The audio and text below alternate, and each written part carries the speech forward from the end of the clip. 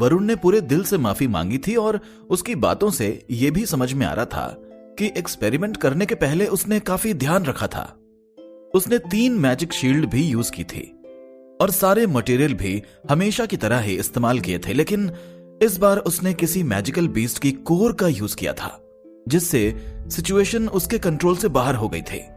जबकि बिना एक्सप्लोजिव के इतना ज्यादा बड़ा विस्फोट करना लगभग इम्पॉसिबल था। हथियारों की दुकान के ठीक बीच में देखकर यह पता चल रहा था कि वरुण जमीन से 500 मीटर नीचे एक्सपेरिमेंट कर रहा था।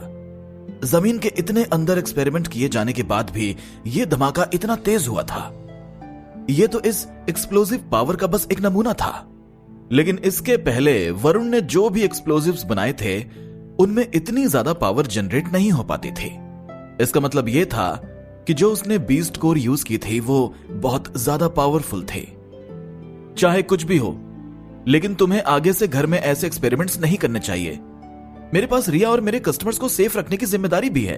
कहीं तुम ये बात भूल तो नहीं गए? प्रेम ने जवाब देते हुए सिर हिलाया। उसने वरुण की बात पर यकीन कर लिया था, लेकिन वो वरुण को ऐसे खतरनाक एक्सपेरिमेंट आगे नहीं करने दे सकता था, क्योंकि उसका रेस्टोरेंट वरुण के घर से काफी पास था। ठीक है प्रेम, मैं तुम्हारी बात का ध्यान रखूंगा। आज जो भी हुआ, इसके बाद मैं कभी भी घर में ऐसे एक्सपेरिमेंट करने की हिम्मत नहीं करूंगा। वरुण ने माफी मांगने के अंदाज में सिर हिलाकर कहा और उसके बाद अपने हाथ एक्साइटमेंट में हिलाने लगा। लेकिन खुशी की बात तो यह है कि मैंने विस्फोट पावर को बढ़ाने का तरीका ढूंढ ही लिया। बीस्ट कोर के पाउडर की बस एक चुटकी से ही काम बन सकता है, जिससे एक्सप्लोजन की ताकत 1000 गुना ज्यादा बढ़ जाती है। अगर मैं इसकी क्वांटिटी और बढ़ा देता हूं तो तुम्हें नहीं लगता कि एक बड़े से राक्षस को भी इससे मारा जा सकेगा? वरुण की बात अच्छे से समझ लेने के बाद प्रेम के एक्सप्रेशंस काफी नॉर्मल हो चुके थे। वरुण ने प्रेम से वादा किया था कि वो अपने एक्सपेरिमेंट घर में नहीं करेगा, तो अब प्रेम को उसके एक्सपेरिमेंट से कोई दिक्कत नहीं थी। इसके अलावा प्रेम भी विस्फोट की पावर बढ़ाने के बारे में जानने के लिए काफी इंटरेस्टेड था, क्योंकि वो एक ऐसी दुनिया में रह रहा था जो बहुत खतरनाक थे और सिस्टम उसे यहां रॉकेट लॉन्चर भी नहीं दिए थे। शायद प्रेम भी अपनी रक्षा के लिए एक्सप्लोजिव बना सकता था। ऐसे एक्सप्लोजिव्स का यूज करने के बारे में सोचने भर से ही प्रेम काफी एक्साइटेड फील करने लगा। इस दुनिया में अभी तक गोला बारूद नहीं आया था, लेकिन अभी अभी वरुण ने जो बम बनाया था वो पृथ्वी के कई बम से ज्यादा खतरनाक था। कहीं ना कहीं प्रेम भी वरुण से खुश था। शायद वरुण इस दुनिया का विस्फोट गुरु बन सकता था। अगर तुम्हारे पास सारी चीजें सही क्वांटिटी में होंगी और तुम इस एनर्जी को ठीक से कंट्रोल कर पाए तो तुम वाकई में बड़े से राक्षस को गिरा सकते हो। प्रेम ने सिर हिलाकर कहा और आगे बोलने से पहले वो थोड़ी देर रुका रहा। लेकिन अगर तुम्हारा टारगेट एक बड़ा सा राक्षस है तो मैं तुमसे यही कहूंगा कि तुम्हें पावर बढ़ाने के तरीकों की जगह एनर्जी को कंप्रेस करना सीखना चाहिए ताकि उनकी डेंसिटी बढ़ सके। इसलिए तुम्हें एक ऐसी चीज बनानी चाहिए जिससे तुम एक्सप्लोजिव्स को फेंक कर मार सको, जिससे विस्फोट सही जगह पर जाकर हो और वो राक्षस ढेर हो जाए। लेकिन मैं अपने एक्सप्लोजिव को लॉन्च कैसे करूंगा? वरुण ने पूछा। उसे यही परेशानी काफी दिनों से आ रही थी। अब वो प्रेम को काफी उम्मीद भरी नजरों से देख रहा था। उसे लग रहा था शायद प्रेम के पास इस बात का कोई जवाब हो। एक तोप से, प्रेम ने जवाब दिया। तोप? वरुण ने कंफ्यूज होकर कहा। हां, एक तोप। इसी से तुम अपने एक्सप्लोजिव को लॉन्च करोगे, प्रेम ने सिर हिलाकर कहा। चेतावनी, तुम जो कह रहे हो वो बहुत खतरनाक है।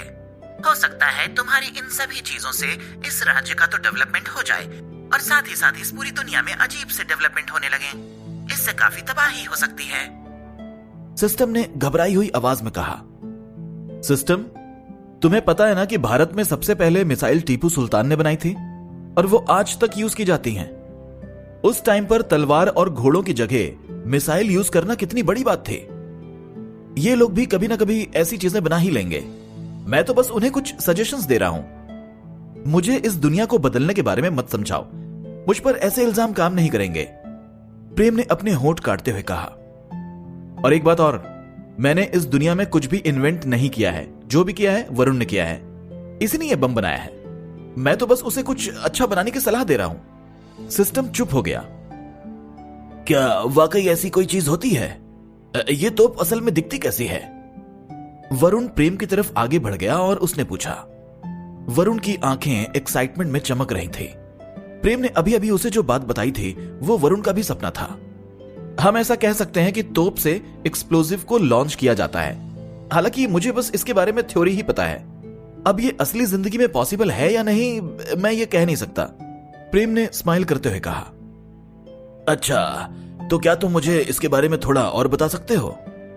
मुझे वाकई किसी ऐसी चीज की जरूरत है। अगर तुम इसके बदले पैसे भी लोगे तो मुझे तुम्हारे आइडिया के बदले पैसे देने में कोई दिक्कत नहीं होगी। वरुण ने प्रेम को घूर कर कहा। मुझे पैसों की जरूरत नहीं है। तुमने तो देखा ही होगा कि अभी अभी मेरे रेस्टोरेंट में बहुत से लोगों ने परेशानी खड़ी करने की कोशिश की। तो अगर तुम ऐसा हथियार बना लेते हो जिससे तुम राक्षस मार पाओ, तो क्या तुम मेरे लिए भी एक तोप बना दोगे ताकि मैं उसे अपने रेस्टोरेंट के बाहर रखूं और अपने दुश्मनों को मजा चखा सकूं? प्रेम ने स्माइल करके पूछा। हाँ बिल्कुल, अगर मैंने ऐसी चीज बना ली ना तो मैं तुम्हें भी बनाकर दे दूंगा, वरुण ने खुश होकर कहा।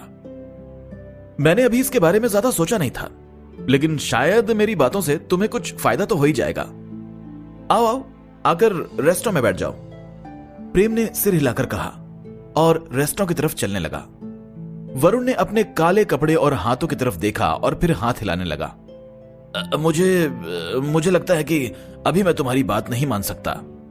मैंने अभी अभी बहुत से लोगों को बुला लिया है ताकि वो दुकानों की रिपेयरिंग कर सकें, और मेरे कपड़े भी काफी गंदे हो गए हैं। फिर तुम्हारा रेस्टोरेंट भी तो खुलने ही वाला है। मैं सुबह सुबह तुम्हारा बिजनेस खराब नहीं करना चाहता, वरुण ने कहा। अरे कोई बात नहीं, अंदर आ जाओ।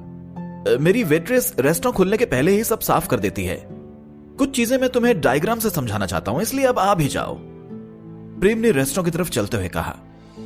वरुण थोड़ी देर तक हेजिटेट होता रहा, फिर वो प्रेम के पीछे पीछे चला गया। अपना चेहरा और हाथ धो लो, प्रेम ने किचन में एक बर्तन भरते हुए कहा। शुक्रिया। वरुण को शुरू में तो लगा था कि प्रेम को उसकी हरकत पर काफी गुस्सा आ रहा था, लेकिन अब वही गुस्सा एक इज्जत में बदल चुका था। जैसे ही वरुण ने बर्तन में अपने हाथ और मुंह को धोया, पानी बिल्कुल काला हो गया। फिर प्रेम वरुण के पीने के लिए अलग से पानी लाया। इसके बाद प्रेम कुछ पेपर और पेन लेकर टेबल पर बैठ गया और वरुण की तरफ देखकर स्माइल करने लगा। थोड़ा पानी पी लो। अब आगे जो मैं तुम्हें चीज बताने वाला हूं वो थोड़ी सी कॉम्प्लिकेटेड है, इसलिए बिल्कुल रिलैक्स होकर बैठना। अभी से तोप की चिंता मत करना, पहले तुम्हें अपने एक्सप्लोजिव को ठीक से इस्तेमाल करना सीखना है। एक्सप्लोजिव? वरुण ने पानी पीते हुए कहा। तभी प्रेम को समझ आया कि इस दुनिया में एक्सप्लोजिव वर्ड भी कोई नहीं जानता था। प्रेम स्माइल करने लगा। अच्छा तुम ही बताओ, तुम अपनी विस्फोट करने वाली चीज को क्या कहकर बुलाओगे? अगर हम तुम्हारी बात पर ध्यान दें तो एक्सप्लोजिव भी बुरा नाम नहीं है। वरुण थोड़ी देर तक सोचता रहा, फिर उसने सिर हिलाकर बोला। ठीक है, तो हम इसे एक्सप्लोजिव ही बोलेंगे। तोप में गन पाउडर यूज होता है जिससे पावर जनरेट होती है, और इसी पावर से एक्सप्लोजिव को लॉन्च किया जाता है। इसमें एक नली होती है और इसी से एक्सप्लोजन निकलता है। प्रेम ने कुछ डायग्राम पेपर पर बनाते हुए कहा। तो हमारी तोप कुछ ऐसी दिखनी चाहिए।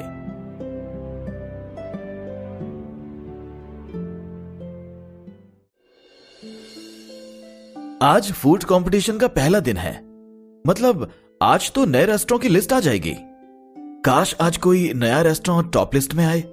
अरे ये लिस्ट वगैरह तो सब फूडीज लोगों को रेस्टोरेंट की तरफ खींचने के तरीके हैं। पिछले 3 साल से टॉप 10 रेस्टोरेंट चेंज नहीं हुए, यहां तक कि टॉप 30 रेस्टोरेंट भी वहीं के वहीं बने रहते हैं। ये तो बस एक फॉर्मेलिटी है, इस लिस्ट को देखने से कोई फायदा नहीं है। हाँ वही तो, कितने महीनों से यहां टॉप 30 रेस्टोरेंट बदले नहीं है, फिर टॉप 10 तो कभी चेंज होंगे ही नहीं। मैं इन टॉप 30 रेस्टोरेंट में गया हूं, उनका टेस्ट वाकई में बहुत घटिया है, बल्कि जो रेस्टोरेंट टॉप 50 के बाहर हैं, उनका टेस्ट इनसे कहीं ज्यादा अच्छा है। हाँ ये फूड कंपटीशन तो हर साल घटिया ही होता जा रहा है। 20 साल पहले ये फूड कंपटीशन वाकई कमाल का होता था। उस टाइम पर जो टॉप रेस्टोरेंट होते थे उनका फूड टेस्ट काफी अलग होता था, और इनमें भी जो टॉप 10 में होते थे उनके लिए तो कस्टमर तक मेहनत करते थे कि वो टॉप 10 में आए।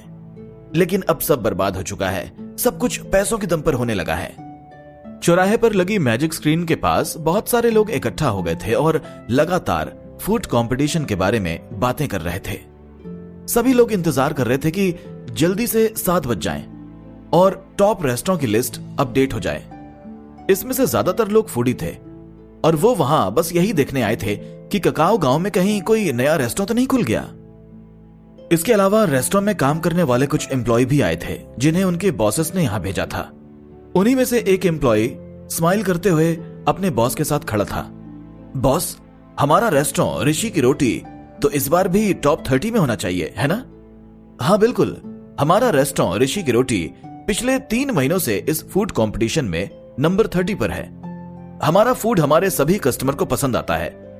इस बार हम 30वें नंबर पर नहीं बल्कि इस बार हम 29वें नंबर पर होंगे। ऋषि ने खुशी से भरी आवाज में जवाब दिया।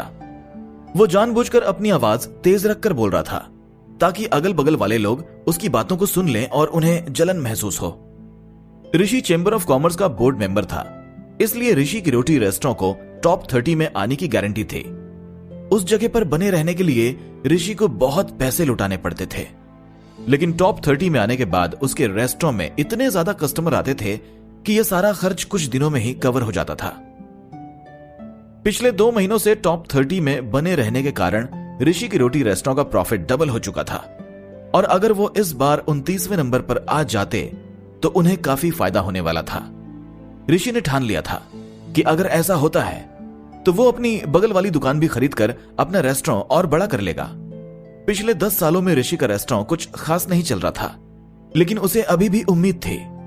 ककाओ गांव में बिजनेस का यही फंडा था। यहां कोई भी रेस्टोरेंट सिर्फ अपने खाने की वजह से ज्यादा दिन तक चल नहीं पाता था। फूड कंपटीशन में आना अब पहले जैसा नहीं बचा था, बल्कि अब रेस्टोरेंट इसमें अपना नाम इसलिए चाहते थे ताकि उनके रेस्टोरेंट में ज्यादा से ज्यादा भीड़ आ सके, और ऐसा होता भी था। चैम्बर ऑफ कॉमर्स वालों ने फूड कंपटीशन को पैसे कमाने का जरिया बना लिया था। कुछ पुराने दिग्गज रेस्टोरेंट्स को छोड़कर बाकी सभी टॉप 50 चैम्बर ऑफ कॉमर्स के बोर्ड मेंबर थे। हर महीने फूड कंपटीशन में रैंकिंग के लिए सभी जोर लगाते थे और यही ककाओ गांव में पैसे कमाने का तरीका था। इन बेवकूफों को तो देखो, ये लोग वोट डालते टाइम होटल पर कितना ध्यान दे रहे थे, लेकिन इस सब से क्या फर्क पड़ता है? क्या अच्छा खाना ऊपर की रैंक पर आ जाएगा? अब 20 साल पहले जैसा सिस्टम नहीं रहा।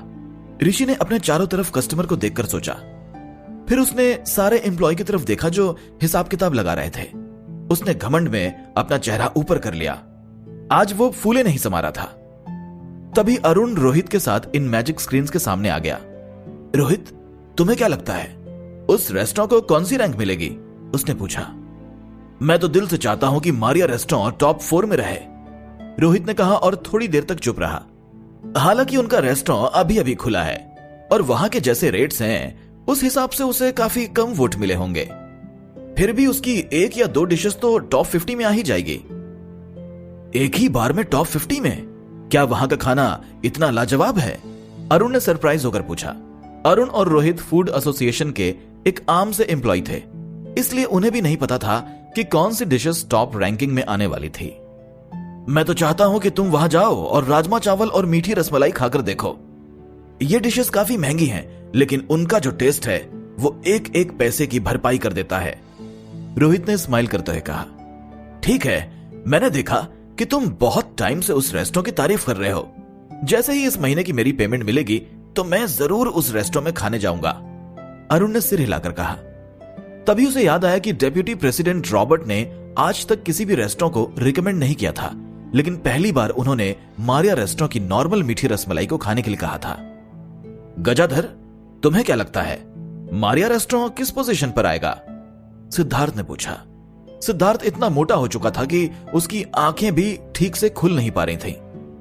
वो बड़ी मुश्किल से अपनी आंखें खोलकर देखने की कोशिश कर रहा था। वो चाहता था कि मारिया रेस्टोरेंट फूड कंपटीशन की लिस्ट में आए। अगर सिर्फ खाने की बात करें तो वो टॉप 5 में आ सकते हैं, लेकिन इस फूड कंपटीशन में और भी चीजें काम करती हैं, इसलिए कहना ठीक है। शायद वो टॉप 30 में तो आ ही सकते हैं, गजाधर ने जवाब दिया। सिद्धार्थ और गजाधर ककाओ गांव के जाने माने फूडीज में गिने जाते थे। उन्हें फूड की रैंकिंग से कोई फर्क नहीं पड़ता था, क्योंकि उन्हें ऑलरेडी पता था कि ककाओ गांव में कौन सी चीज कहां अच्छी मिलती है। हालांकि एक दिन पहले उन्होंने मारिया रेस्टोरेंट के लिए वोट किया था, इसलिए वो लोग इन स्क्रीन्स के सामने खड़े थे। प्रेम का रेस्टोरेंट 7:30 बजे खुलता था, इसलिए उनके पास रैंकिंग देखने के बाद रेस्टोरेंट तक पहुंचने का काफी टाइम था। स्क्रीन की तरफ देखने वाले और भी लोगों के दिमाग में यही बात चल रही थी, जबकि उन्हें यह भी समझ में नहीं आ रहा था कि आखिर उन्हें मारिया रेस्टोरेंट की रैंकिंग से क्या ही फर्क पड़ेगा और वो इस बारे में क्या सोच रहे हैं। गजाधर की बात सुनकर सिद्धार्थ को थोड़ा गुस्सा आ गया। टॉप 30? अगर उसका रेस्टोरेंट टॉप 10 में नहीं आया, फिर अगली बार से तो मैं इस फूड कंपटीशन के लिए वोट भी नहीं करूंगा। पिछले कुछ दिनों से यह रैंकिंग किसी काम की नहीं बची है। किसी को वाकई में अच्छा रेस्टोरेंट ढूंढना है तो उसे 50वें नंबर के बाद के रेस्टोरेंट में जाना चाहिए। हालांकि अब यह सब कोई मायने नहीं रखता। मारिया रेस्टोरेंट मेरे लिए काफी है। मुझे नहीं लगता कि अब मेरा पेट किसी और रेस्टोरेंट के खाने से भर सकता है। अरे धीमे बोलो, कहीं तुम्हारी बातें बाकी रेस्टोरेंट के ओनर्स ना सुन लें, वरना तुम्हें मारते मारते घसीटेंगे। गजाधर ने हंसते हुए कहा, लेकिन वो भी सिद्धार्थ की बात से सहमत था। पुराने दिग्गज रेस्टोरेंट्स को छोड़कर फूड कंपटीशन में टॉप पर आने वाले बहुत सारे रेस्टोरेंट्स नाम बड़े दर्शन छोटे वाली सिचुएशन में आ चुके थे। उनका फूड तो इतना घटिया था कि उसे टॉप 50 के बाद के रेस्टोरेंट से भी कंपेयर नहीं किया जा सकता था।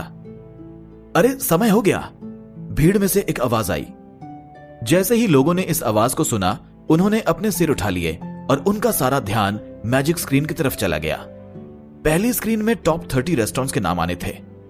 इन सभी टॉप 30 रेस्टोरेंट्स के नाम खाना खजाना मैगजीन के पहले पेज पर आता था। यह मैगजीन फूड एसोसिएशन छपवाता था। ऋषि के चेहरे पर विश्वास भरी स्माइल थी। इस महीने उसका नाम टॉप 29 में आने वाला था। उसने इस चीज के लिए काफी पैसे भी दिए थे। अब वो बस एक ही चीज का इंतजार कर रहा था कि लोग रिजल्ट आने के बाद उसे जलन भरी नजरों से देखें और उसे कांग्रेचुलेट करें। बस इसलिए ही वो इतनी सुबह उठकर चौराहे पर खड़ा हो गया था। तभी फूड एसोसिएशन के एक एम्प्लॉय ने एक मैजिक क्रिस्टल स्क्रीन्स के पिलर्स के पास पास लाकर रख दिया। एक नीली रोशनी दिखी और स्क्रीन्स काली हो गई। फिर उस पर शब्द दिखना शुरू हो गए। मारिया रेस्टोरेंट बटर पनीर मसाला और नान 29वें नंबर, मारिया रेस्टोरेंट राजमा चावल 30वें नंबर।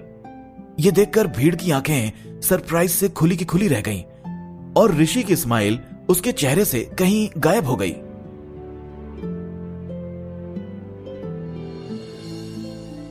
क्या यही वो तोप है? वरुण ने डायग्राम को घूरते हुए पूछा।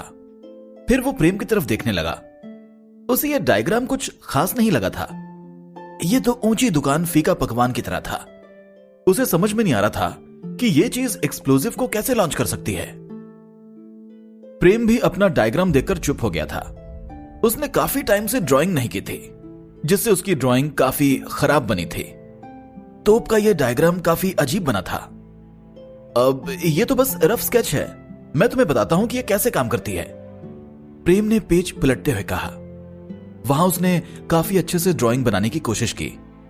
अभी प्रेम जो ड्राइंग बना रहा था वो तोप का सबसे सरल डायग्राम था। उसमें किसी भी स्पेसिफिक मैकेनिज्म की डिटेलिंग नहीं थी। शायद इस तरीके से वरुण तोप की ड्राइंग को आसानी से समझ सकता था, लेकिन फिर भी वरुण को इसे बनाने में दिक्कत आ सकती थी। इसका मेन रीजन यह था कि प्रेम को भी तोपों के बारे में कुछ ज्यादा नहीं पता था और इसलिए वो तोप की डिटेल्स ठीक से नहीं बना पा रहा था। हालांकि उसे तोप की वर्किंग पता थी। उसे कुछ ऐसी चीजें भी पता थीं जिन्हें बनाना तोप से भी ज्यादा कठिन था।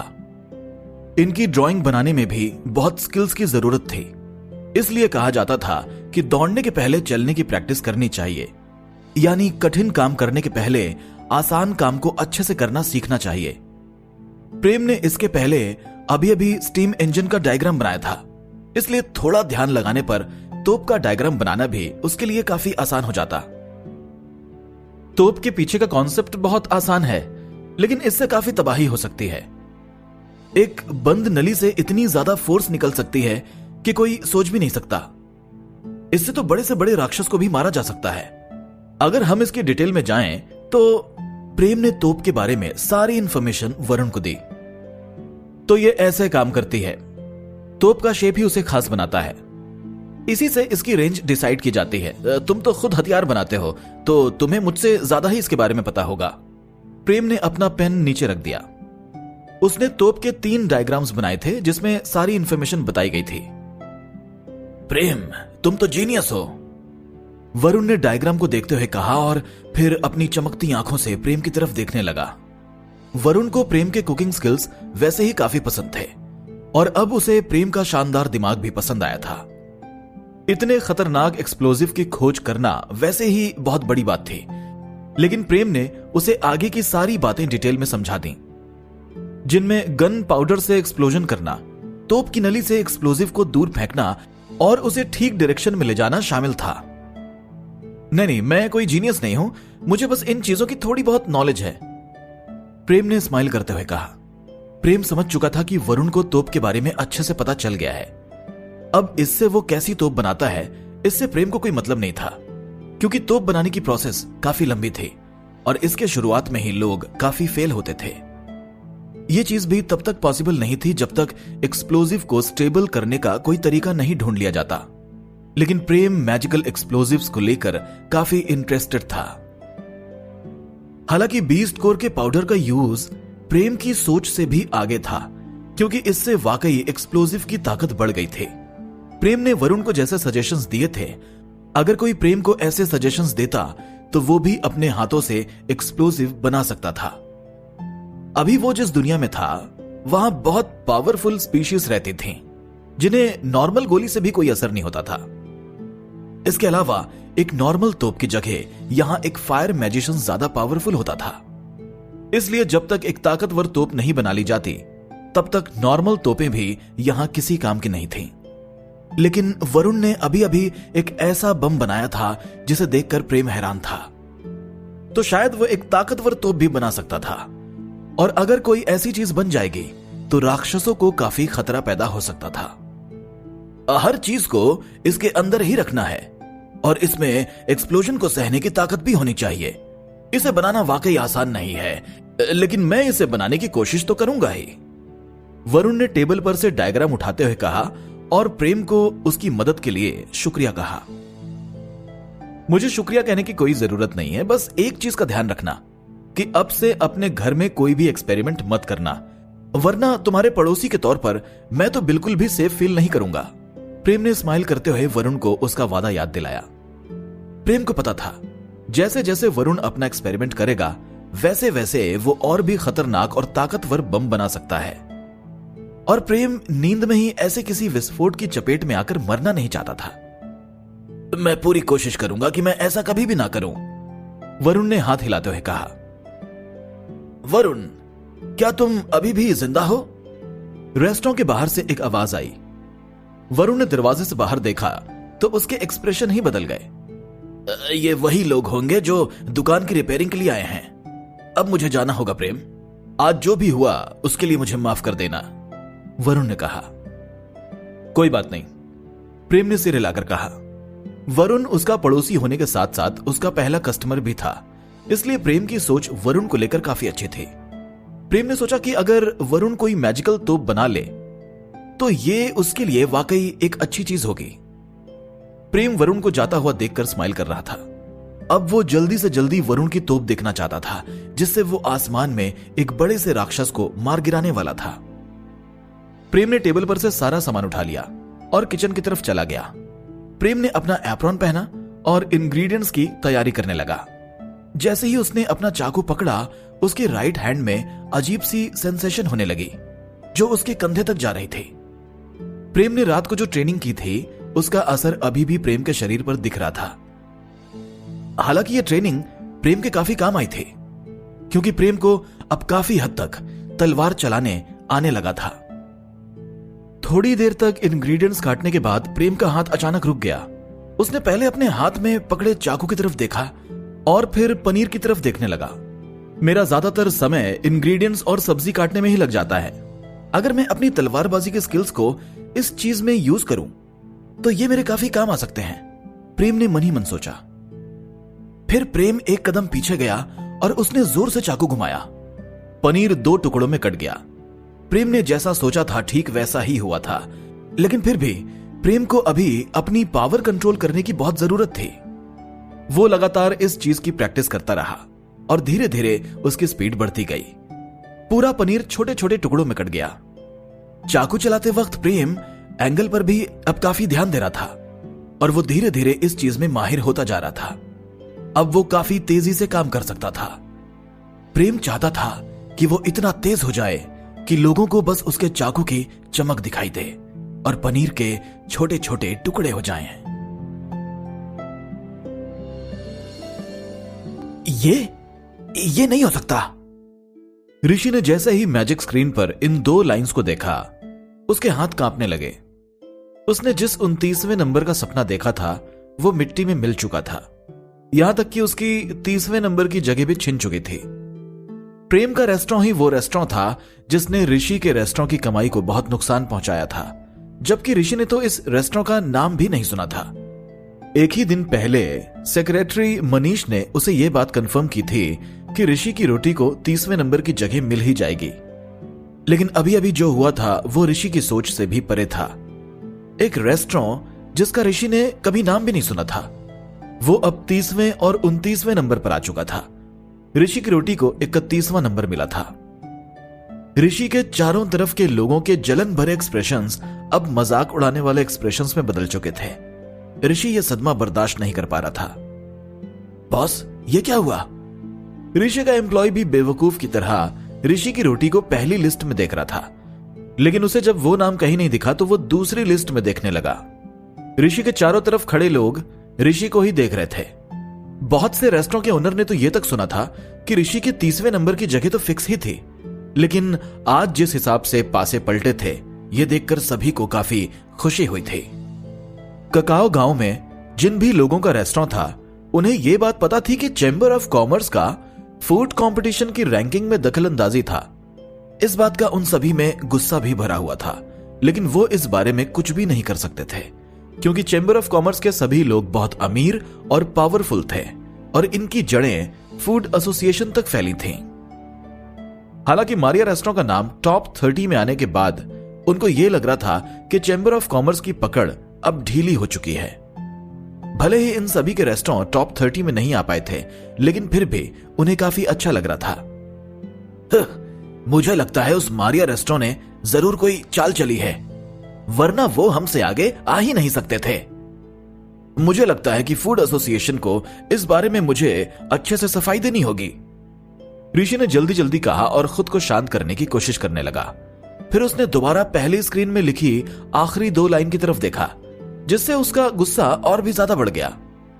मैंने तो पहले कभी यह नाम सुना तक नहीं है, फिर यह नाम फूड कंपटीशन में कैसे आ गया? टॉप 30 में उनकी 2 डिशेस कैसे आ सकती हैं? अगर उनका फूड वाकई इतना अच्छा हुआ तो मैं पूरे चौराहे पर बिना कपड़ों के दौड़ लगाऊंगा। क्या मजाक है? बस 29वां नंबर?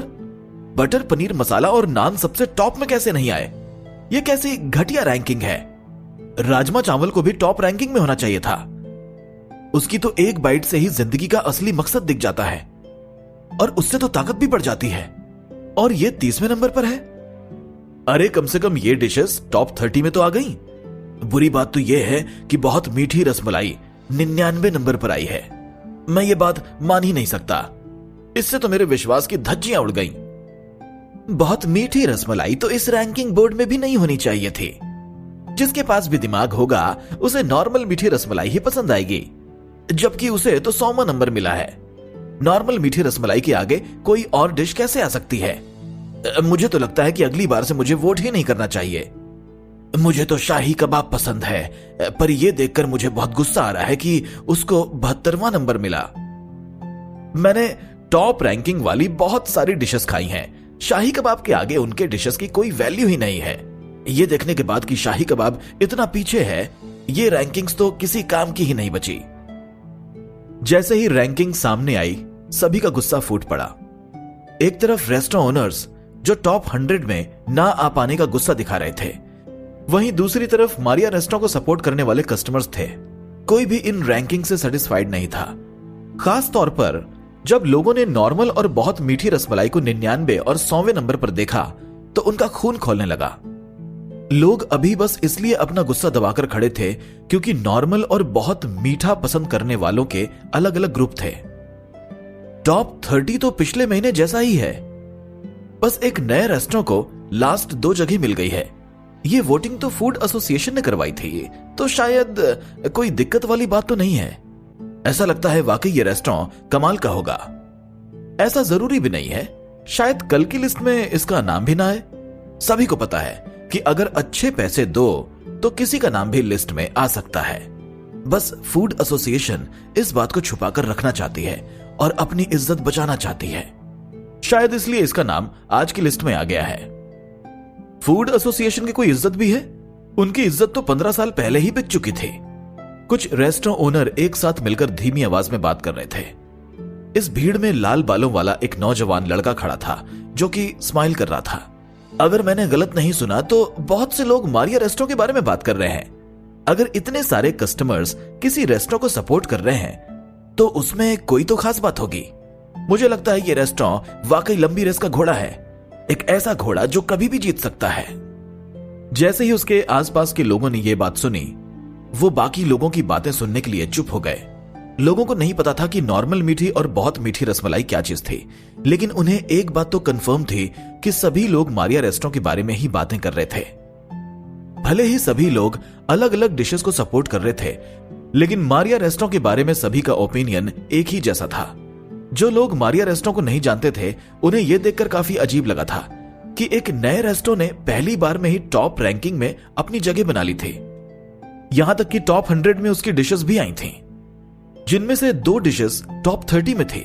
और इसके बाद भी मारिया रेस्टोरेंट के सपोर्टर्स को लग रहा था कि उसकी रैंकिंग कम थे, जबकि कई फेमस रेस्टोरेंट तो बड़ी मुश्किल से टॉप 100 में जगह बना पाए थे। क्या उस रेस्टोरेंट ने लोगों को हायर किया है ताकि ये लोग यहां खड़े होकर बात कर सकें? मारिया रेस्टोरेंट को ना जानने वाले लोगों के दिमाग में यह सवाल उठ रहा था, नहीं, ये नहीं हो सकता। इन लोगों में बहुत सारे लोग तो ककाओ गांव के एक से एक अमीर आदमी हैं और कुछ तो देवी मंदिर के ऑफिसर भी हैं। कोई इतने बड़े लोगों को हायर कैसे कर सकता है? सभी बड़े लोग फिलहाल एक ही रेस्टोरेंट के बारे में बातें कर रहे थे, इसलिए अब बाकी लोगों को भी लगने लगा था कि मारिया रेस्टोरेंट में कोई खास बात तो थी। मैं भी तो देखूं इस रेस्टोरेंट में आखिर ऐसी क्या खास बात है। उसने रैंकिंग फिक्स करने की कोशिश भी कैसे की?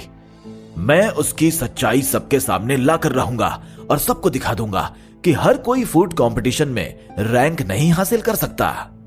ऋषि ने भीड़ में से बाहर निकलते हुए कहा। फिर उसने अपने एम्प्लॉय की कॉलर पकड़ी और पूछा, ये मारिया रेस्टोरेंट कहां है? मुझे नहीं पता, एम्प्लॉय ने जवाब दिया। चौराहे की वेस्ट साइड में जाना, यह सबसे लास्ट में है। अगर तुम वहां कोई परेशानी खड़ी करने जा रहे हो तो मेरी तरफ से बेस्ट ऑफ लक, सिद्धार्थ ने स्माइल करते हुए जवाब दिया।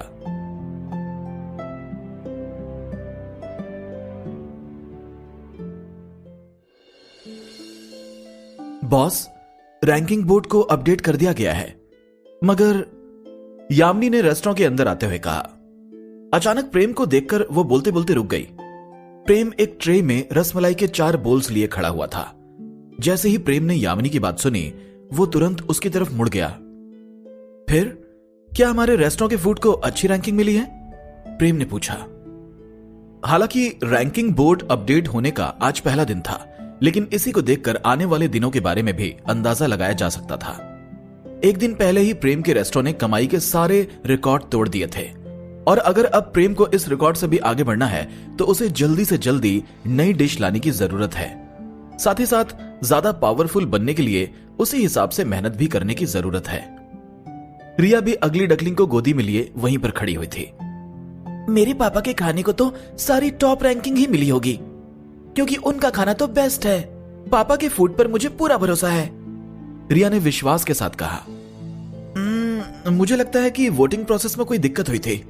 बॉस का फूड तो वाकई में लाजवाब है, यहां तक कि ककाओ गांव के बाकी सारे रेस्टोरेंट से 100 गुना ज्यादा अच्छा है। लेकिन अचानक यामिनी के चेहरे के एक्सप्रेशंस काफी बदल गए और उसने प्रेम के चेहरे से अपनी नजरें हटा ली। फिर उसने अपने हाथ बांध लिए। वो प्रेम को दिलासा देना चाहती थी, लेकिन उसे समझ में नहीं आ रहा था कि वो क्या कहे। तभी श्रुति रेस्टोरेंट के अंदर आई। उसने आते के साथ ही यामिनी की तरफ देखा। बटर पनीर मसाला और नान 29वें नंबर पर, राजमा चावल 30वें नंबर पर, शाही कबाब 72वें नंबर पर, बहुत मीठी रसमलाई और नॉर्मल मीठी रसमलाई 99 और 100वें नंबर पर। हमारे रेस्टोरेंट की 5 डिशेस टॉप 100 में आई है, श्रुति ने कहा। श्रुति के एक्सप्रेशंस भी काफी अजीब थे। उसकी नजरों में प्रेम का फूड इस पूरी दुनिया में सबसे अच्छा था और उसे लगता था कि प्रेम का फूड टॉप 5 में आएगा। भले ही श्रुति ने अभी तक नॉर्मल मीठी रसमलाई नहीं खाई थी, लेकिन फिर भी उसे पूरा विश्वास था कि ये डिश भी टॉप 5 में आने लायक थी। पापा, क्या आप ठीक हैं? रिया ने प्रेम की ओर देखकर चिंता जताते हुए कहा। बटर पनीर मसाला और नान 29वें नंबर पर है, राजमा चावल 30वें नंबर पर आ गए। हमारी 5 डिशेस टॉप 100 में है, क्या सचमुच? प्रेम श्रुति की बात सुनकर काफी खुश हुआ। यामिनी और श्रुति सरप्राइज होकर प्रेम के चेहरे की तरफ देखने लगीं। उन्हें लगा था कि प्रेम को इस बात से काफी दुख होगा, लेकिन प्रेम तो इस बात से काफी ज्यादा खुश हो गया था। हाँ, आपने ठीक सुना, हमारी डिशेस को यही रैंकिंग मिली है। ये बस आज की रैंकिंग है, कल सुबह 7 बजे फिर से नई रैंकिंग अपडेट होगी, श्रुति ने सिर हिलाकर कहा। यह तो अच्छी बात है, ऐसा लगता है हमने पहले ही दिन बाजी मार ली है। हमने अपना स्टैंडर्ड बनाकर रखा, आखिरकार बटर पनीर मसाला और नान और राजमा चावल टॉप 30 में आ ही गए। प्रेम ने खुश होकर सिर हिलाया। प्रेम को श्रुति और यामिनी से ज्यादा अच्छे से खाने की रैंकिंग के बारे में पता था। यह रैंकिंग वोट के हिसाब से दी जाती थी, इसलिए अच्छी रैंकिंग के लिए केवल अच्छा खाना ही काफी नहीं था, ज्यादा से ज्यादा कस्टमर्स के बिना यह चीज पॉसिबल नहीं थी। अगर अभी तक के सभी कस्टमर्स ने प्रेम को 5 स्टार्स भी दिए हों, तो भी इस पोजीशन तक आना उसके लिए काफी कठिन था। बाकी बड़े रेस्टोरेंट के कंपैरिजन में मारिया रेस्टोरेंट के पास काफी कम कस्टमर्स थे, इसलिए टॉप 30 में आना भी प्रेम की उम्मीद से कहीं ज्यादा था। प्रेम को भी पता था कि उसकी डिशेस काफी अच्छी थीं, लेकिन उसे रैंकिंग से कुछ ज्यादा फर्क नहीं पड़ता था। उसे बस सिस्टम का टॉप 30 मिशन कंप्लीट करना था। यामिनी और श्रुति दोनों काफी कंफ्यूज्ड हो गई थीं। उन्हें यह बात समझ में नहीं आ रही थी कि प्रेम को गुस्सा क्यों नहीं आया, बल्कि वो तो खुशियां मना रहा था, जैसे इस रैंकिंग से वो फुली सेटिस्फाइड हो। यामिनी और श्रुति दोनों को ही नहीं पता चल पा रहा था कि आखिर प्रेम इन रैंकिंग से क्यों इतना ज्यादा खुश था। चलो आओ आकर ब्रेकफास्ट कर लो। कल तुम दोनों की परफॉर्मेंस से ना मैं बहुत ज्यादा खुश हूं, और आज से हर सुबह तुम्हें 1 बोल रसमलाई एक्स्ट्रा मिलेगी, प्रेम ने रसमलाई टेबल पर रखते हुए कहा। फिर उसने यामिनी और श्रुति की तरफ स्माइल करके देखा और पूछा, तुम दोनों और क्या खाना चाहती हो? मुझे राजमा चावल चाहिए, यामिनी ने हाथ उठाते हुए कहा। मुझे शाही कबाब चाहिए, श्रुति ने भी जवाब दिया। ठीक है, अभी लाता हूं, प्रेम ने स्माइल करते हुए सिर हिलाया और किचन की तरफ चला गया। यामिनी और श्रुति ने एक दूसरे की तरफ देखा। वो दोनों एक दूसरे की आंखों में खुशी साफ देख पा रही थी। सुबह सुबह अच्छा खाना मिलने से बेहतर उनके लिए और कुछ नहीं था। अपनी पोषण शॉप के दरवाजे पर वसीम अपने हाथ में कुछ दाने लिए खड़ा था और काले कौवे को वो दाने खिला रहा था। तभी उसे कदमों की आवाज सुनाई दी, लेकिन वो अंदर की तरफ देखने के लिए नहीं मुड़ा। कमरे में पानी रखा है, तुम दोनों सब अपने हिसाब से इस्तेमाल कर सकते हो, वसीम ने कहा। हमारी जान बचाने का शुक्रिया, प्रीति और लवी ने वसीम के सामने झुककर कहा। वसीम धीरे से पीछे मुड़ा और उसने उन दोनों की तरफ देखकर स्माइल किया। तुम दोनों ब्रह्मा राक्षस हो, उसने गहरी आवाज में कहा। प्रीति और लवी के एक्सप्रेशंस तुरंत ही बदल गए और लवी प्रीति के आगे आकर खड़ा हो गया। दोनों वसीम को नर्वस होकर देखने लगे। अरे घबराओ मत, मैं भले ही अच्छा आदमी नहीं हूं, लेकिन मैं बुरा भी नहीं हूं, वसीम ने दाने जार में डालते हुए कहा और फिर एक कुर्सी पर बैठ गया। उसने ब्रह्मा राक्षसों को गौर से देखा और पूछा, फरदीन के साथ तुम्हारे क्या संबंध हैं? महान ब्रह्मा राक्षस, आप मास्टर फरदीन को जानते हैं? प्रीति ने लवी के आगे आकर पूछा और उसकी आंखों में चमक आ गई। लवी भी काफी सरप्राइज हो गया था, लेकिन फिर भी उसकी आंखों में वसीम के लिए थोड़ी अलर्टनेस थी। प्रीति और लवी पूरे राज्य में बस 2 ही ब्रह्मा राक्षस बचे थे, इसलिए उन्हें ज्यादा लोग पहचान नहीं पाते थे और बहुत ही कम लोगों को महान ब्रह्मा राक्षस के बारे में पता था। हाँ, मैं जानता हूं, जब वो मरने वाला था तो उसने मुझे 2 लोगों को ढूंढने को बोला था। उसने कहा था कि वो दोनों ही ब्रह्मा राक्षसों का भविष्य बनेंगे। तुम्हारी बॉडी में वर्ल्ड ट्री देखने के बाद मुझे लगता है कि तुम ही वो दोनों ब्रह्मा राक्षस हो जिसके बारे में फरदीन बात कर रहा था, वसीम ने सिर हिलाकर प्रीति को देखते हुए कहा। प्रीति और लवी के एक्सप्रेशंस फिर से बदल गए। उन्हें यह सुनकर ही काफी सरप्राइज हुआ था कि वसीम उन्हें ब्रह्मा राक्षस के तौर पर पहचान पा रहा था। और फिर जैसे ही उन्होंने वर्ल्ड ट्री की बात सुनी, वो लोग चौंक गए। वर्ल्ड ट्री ब्रह्मा राक्षसों की आखिरी उम्मीद थी और उन्होंने किसी को भी इस बारे में नहीं बताया था। फरदीन ने मुझे तुम दोनों को ये देने को कहा था। वसीम ने एक छोटा सा हरा डिब्बा प्रीति को देने के लिए निकाला। मेरा नाम वसीम है और शायद तुम दोनों ने पहले भी मेरा नाम सुना होगा। महान बर्फीले जादूगर वसीम, लवी और प्रीति ने एक साथ कहा। जादूगर वसीम को देखकर उन दोनों की आंखें खुली की खुली रह गईं।